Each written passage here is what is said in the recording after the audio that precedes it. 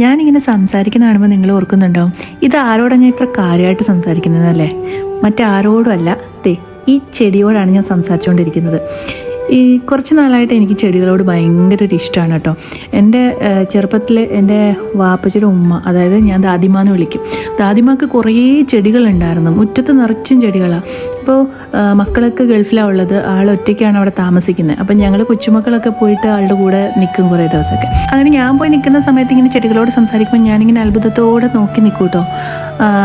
എന്താ ഇങ്ങനെ സംസാരിക്കുന്നതൊക്കെ. ഒരു ദിവസം ആൾ എവിടുന്നോ ഒരു ചെടി കൊണ്ടുവന്നിട്ട് ഒരു വിൻഡോയുടെ സൈഡിലായിട്ട് നട്ടിട്ട് അതിങ്ങനെ പടർന്ന് വളർന്ന് വന്നിട്ട് അതിനകത്ത് പൂ വന്നില്ല കേട്ടോ. കുറേ വർഷങ്ങളായിട്ട് ആ ചെടിയിൽ പൂ വരുന്ന കാണണം എന്ന് ഭയങ്കര ആഗ്രഹത്തെ ഇങ്ങനെ സംസാരിക്കുന്നത് ഞാൻ പലപ്പോഴും കേട്ടിട്ടുണ്ട്.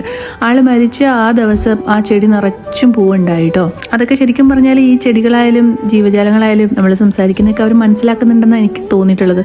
ഇപ്പം എനിക്കും ആ ഒരു ഭ്രാന്തെന്നൊക്കെ മറ്റുള്ളവർക്ക് തോന്നുമായിരിക്കും. എൻ്റെ ചെടികളോട് ഞാൻ സംസാരിക്കാറുണ്ട്. ഭയങ്കര ഇഷ്ടമാണ് എനിക്ക്. ചില സമയത്ത് നമ്മൾ ഒറ്റപ്പെട്ടെന്നൊരു ഫീൽ ഇല്ലാത്തതുപോലെയാണ്. മക്കളൊക്കെ സ്കൂളിൽ പോയി കഴിഞ്ഞാൽ ഞാൻ ഇവരോടൊക്കെ ഇങ്ങനെ സംസാരിച്ചിട്ട് അവർ എന്താ പറയുക, ഭയങ്കര രസമായിട്ട് വളർന്ന് വരികയും ചെയ്യും കേട്ടോ. ഞാൻ നാട്ടിൽ നിന്ന് കൊണ്ടുവച്ച ഒരു ചെടി ഞാനിങ്ങനെ കൊണ്ടുവച്ചിട്ട് പിങ്ക് കളർ പൂ വരുന്നതാണ്. അത് നാട്ടിൽ നിന്ന് വരുമ്പോൾ ഉണങ്ങിയിട്ട് ഒരു ഇതും ഇല്ലാതെ നിൽക്കുമായിരുന്നു. ഇവിടെ വന്നിട്ട് അതൊരു 1 വീക്ക് കൊണ്ട് സാധനം നല്ല സൂപ്പറായിട്ട് വളർന്നു. ഇതാണ് ആ ചെടി. ഇതിനകത്ത് പൂ വരുമ്പോൾ ഞാൻ നിങ്ങളെ കാണിച്ചു തരാം കേട്ടോ. എന്തായാലും എൻ്റെ ഡെസേർട്ട് റോസിലും പൂ വന്നിട്ടുണ്ട്. എന്നെ പോലെ ചെടികളോട് സംസാരിക്കുന്ന ആരെങ്കിലും ഉണ്ടെങ്കിൽ ഈ വീഡിയോ കാണുമ്പോൾ ഒന്ന് കമൻറ്റ് ചെയ്തേക്കണേ. പിന്നെ എൻ്റെ ഈ ചെറിയൊരു സന്തോഷം നിങ്ങളായിട്ട് ഷെയർ ചെയ്യണമെന്ന് എനിക്ക് തോന്നി. അപ്പോൾ അടുത്തൊരു വീഡിയോ ആയിട്ട് വരുന്നത് വരെ ബൈ.